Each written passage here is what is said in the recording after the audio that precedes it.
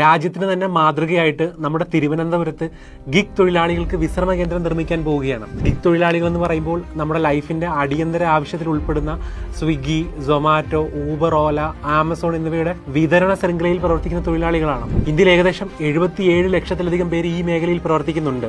ജൻപഹൽ എന്ന NGO നടത്തിയ survey പ്രകാരം 85% ഗിഗ് തൊഴിലാളികളും ഒരു ദിവസം 8 മണിക്കൂറിൽ കൂടുതൽ തൊഴിൽ ചെയ്യുന്നുണ്ട്.